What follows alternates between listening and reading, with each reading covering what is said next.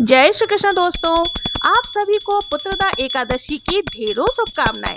आज के वीडियो में हम लोग जानेंगे पुत्रदा एकादशी की पूजन हमें किस प्रकार से करनी है, कौन सा ऐसा भोग है जो आज के दिन जरूर से लगानी चाहिए और ये व्रत हमें कब धारण करना है, 23 को या 24 अगस्त को।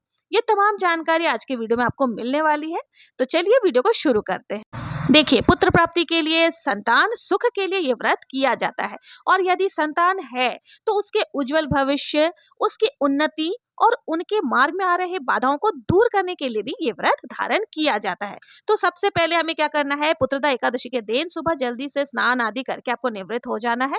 फिर आपको जिस भी स्थान पर पूजन करनी है उस स्थान को साफ कर लेना है। आप चाहे तो ये पूजा घर के मंदिर में भी कर सकते हैं या अलग से चौकी लगा करके भी पूजन कर सकते हैं। तो देखिए, यहाँ पर मैंने चौकी लगा ली है।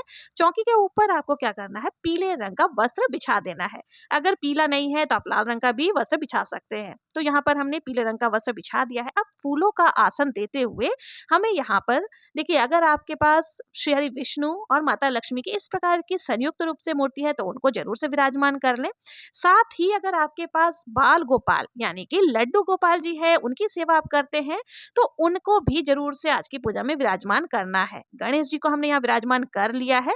देखिए, बाल गोपाल का छोटा स्वरूप जैसे लड्डू गोपाल जी हो या कोई तस्वीर आदि हो तो उनका भी पूजन आप इस एकादशी में जरूर से करें, क्योंकि इस एकादशी में विशेष रूप से लड्डू गोपाल का पूजन किया जाता है और उन्हें दूध से या पंचामृत स्नान जरूर से कराना चाहिए, क्योंकि ये जो व्रत है वो दूध और पूत यानी कि संतान से संबंधित माना जाता है। तो हमने यहाँ पर लड्डू गोपाल को इस तरह से पंचामृत स्नान करा दिया है।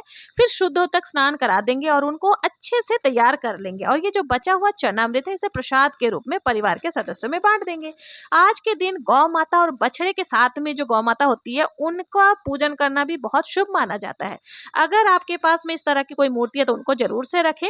अगर कोई आपके पास गौ माता और बछड़े की मूर्ति नहीं है तो कोई दिक्कत नहीं है, आप गौ सेवा आज के दिन जरूर से कीजिएगा।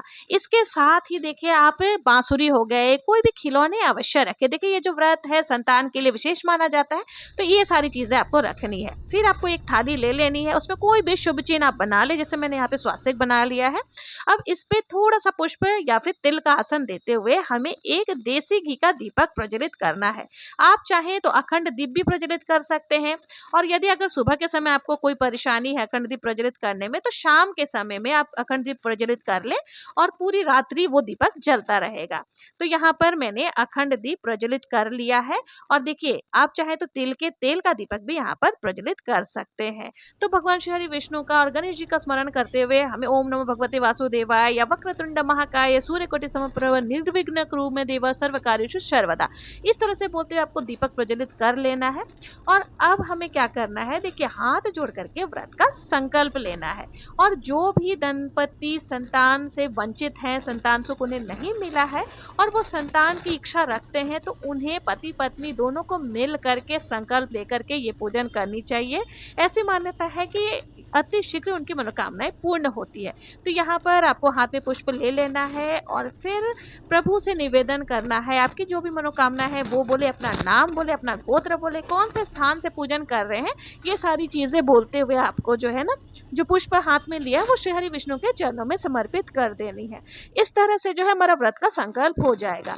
अब हमें यहाँ पे सभी को जल के छींटे लगाते हुए भावपूर्ण स्नान करा देना है। देखिए, लड्डू गोपाल को हमने पहले ही स्नान करा दिया है, तो बाकी जो तस्वीरें आदि ली हैं गौ माता वगैरह तो उनको हम भावपूर्ण स्नान करा देंगे। अब वस्त्र की भावना से हम यहाँ पर कलावा समर्पित कर देंगे। अगर जनेऊ है तो आप गणेश जी को, श्री हरि विष्णु को जनेऊ भी समर्पित कर सकते हैं। लड्डू गोपाल को वस्त्र हमने पहले ही धारण करा दिया था।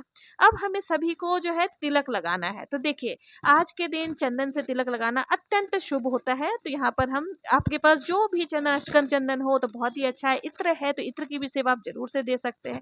तो यहाँ हमने चंदन से सभी को पहले तिलक लगा दिया, फिर हमें लक्ष्मी माता को, गणेश जी को रौली से तिलक लगा देना है। देखिए, संतान संबंधी कोई भी समस्या है उसके निवारण के लिए भी ये व्रत पूजन किया जाता है। संतान नहीं है तो संतान प्राप्ति के लिए और यदि संतान है तो उसके उज्जवल भविष्य के लिए, उत्तम स्वास्थ्य के लिए, उन्नति के लिए ये व्रत पूजन किया जाता है। तो थोड़े से तिल जो है ना आपको दीपक में भी जरूर से डाल देना। ऐसी मान्यता है दीपक में जितने यानी अग्नि में जितने तिल चटकते हैं उतने हमारे पाप जो है वो कटते हैं। अब हमें पुष्प समर्पित करनी है, तो जो भी पुष्प आपके पास है वो आप समर्पित कर सकते हैं। पीला पुष्प मिल जाए तो बहुत ही उत्तम है, नहीं तो देखिए जो भी पुष्प आपको मिल जाए, बिना पुष्पों के भी आप पूजन कर सकते हो। तो यहाँ पर मैंने पीले पुष्प समर्पित कर दिए, लक्ष्मी माता को लाल पुष्प समर्पित कर दूंगी। अब इन सब के साथ ही देखिए आज के दिन एक विशेष भोग लगता है। तो देखिए किसी भी एकादशी में फलाहार का ही भोग लगाया जाता है, तो यहाँ पर हमने पीले फलों का भोग लगा दिया है, केले का भोग लगा दिया है, और साथ ही देखिए जो भी ऋतुफल आपको मिल जाए उसका भोग। और हाँ, इसमें आपको दूध का भोग जरूर से लगाना है, ये विशेष होता है। तो क्योंकि देखिए जब हम दूध का भोग लगाते हैं ना, तो उसमें आपको तुलसी पत्र जरूर से डालना है। हाँ, लेकिन आपको तुलसी पत्र जो है वो आपको एकादशी के दिन नहीं तोड़ना है, पहले से तोड़ करके आप इस तरह से जल में रख देंगे ना तो वो बहुत दिनों तक ताजी रहती है। तो देखिए गणेश जी के भोग में आपको तुलसी पत्र नहीं डालनी है, उनको अलग से भोग लगाएंगे। गौ माता को हरा चारा आप समर्पित कर सकते हैं या फिर कोई भी फल का भोग लगा सकते हैं। इसके साथ ही पंचमेवा हो गए या फिर आप मखाने आदि के खीर का भी भोग लगा सकते हैं। एक पात्र में आपको जल भी जरूर से समर्पित कर देना है। अब इसके बाद देखिए आपको यथासंभव दक्षिणा जरूर से समर्पित करनी है, क्योंकि दक्षिणा जो है वो पूजा में रही कमियों को पूर्ण करती है। अब हमें देखिए अगर आपने व्रत रखा है तो आपको कथा जरूर से सुननी चाहिए, क्योंकि देखिए कोई भी व्रत जब तक उसकी कथा नहीं सुन लेते वो पूर्ण नहीं मानी जाती। तो यहाँ पर हम पुत्रदा एकादशी व्रत की कथा सुनेंगे। तो देखिए अगर आपके पास पुस्तक है तो उससे पढ़ सकते हैं, नहीं तो आपको मेरे चैनल पर वीडियो मिल जाएगा, आप वहां से कथा सुन सकते हैं। अगर मैं यहाँ कथा सुनाऊंगी तो वीडियो बहुत ज्यादा लंबा हो जाएगा। व्रत सुनने के लिए जो हमने हाथ में तिल और पुष्प लिए थे, व्रत कथा सुनने के बाद उसे श्री हरि विष्णु के चरणों में डाल देना है, थोड़ा सा तिल जल के कलश में भी डाल देना है। इस तरह से जो है हमारी सुबह की पूजा पूर्ण हो जाएगी। उसके बाद हमें आरती करनी है। तो देखिए आरती करने के लिए आपको अखंड दीप अगर प्रज्वलित किया उसको छेड़ना नहीं है, अलग से कपूर प्रज्वलित करके आप आरती कर सकते हैं। तो यहाँ पर मैंने कपूर प्रज्वलित कर लिया है। आप श्री हरि विष्णु की आरती कर सकते हो, लक्ष्मी माता की आरती करें, लड्डू गोपाल की आरती करें। बहुत ही प्रेम पूर्वक आरती करने के बाद हमें हाथ जोड़ करके पूजा में रही कमियों के लिए क्षमा याचना कर लेनी है और प्रभु से अपनी मनोकामनाओं को पूर्ण करने के लिए निवेदन करना है। तो इस तरह से जो है बहुत ही साधारण तरीके से हमारी पूजा जो है हो जाएगी। पूजा के बाद आपको देखिए जल का कलश जो है, अगर आपने पहले ही सूर्य देव की पूजन कर ली है तो आप किसी भी दिव्य वृक्ष में डाल सकते हैं। और साथ ही देखिए आपको जो भी भोग प्रसाद आपने चढ़ाया है ना, वो परिवार के सदस्यों में आप बांट सकते हैं। थोड़ा सा प्रसाद अपने लिए जरूर से रखें, क्योंकि जब व्रत का पारण करेंगे तो प्रसाद हमें जरूर से खाना चाहिए। इसके बाद आप चाहें तो देखिए निर्जला व्रत रखें या फलाहार व्रत, कैसे भी आप एकादशी का व्रत पूजन कर सकते हैं। और देखिए फिर हमें क्या करना है, थोड़ा सा जल लेकर 2 बार आचमन इस प्रकार से कर लेना, यानी कि जल छोड़ देना है। अब ये हमारी पूजन हो गई है। चौकी आपको नहीं हिलाना है, क्योंकि देखिए शाम के समय भी पूजन हमें यहाँ पे करनी है। तो शाम के समय जो भी फलाहार आप बनाते हैं उनका भोग जरूर से लगाएं।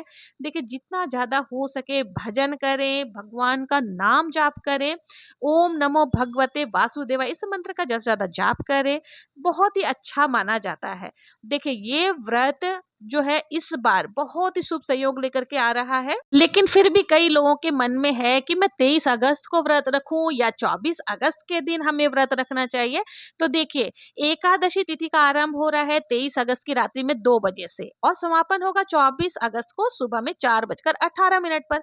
पूरे दिन जो है 24 अगस्त को द्वादशी तिथि व्याप्त रहेगी, जिसके कारण ये दिन जो है महाद्वादशी माना जा रहा है, यानी द्वादशी युक्त एकादशी बहुत ही शुभ है।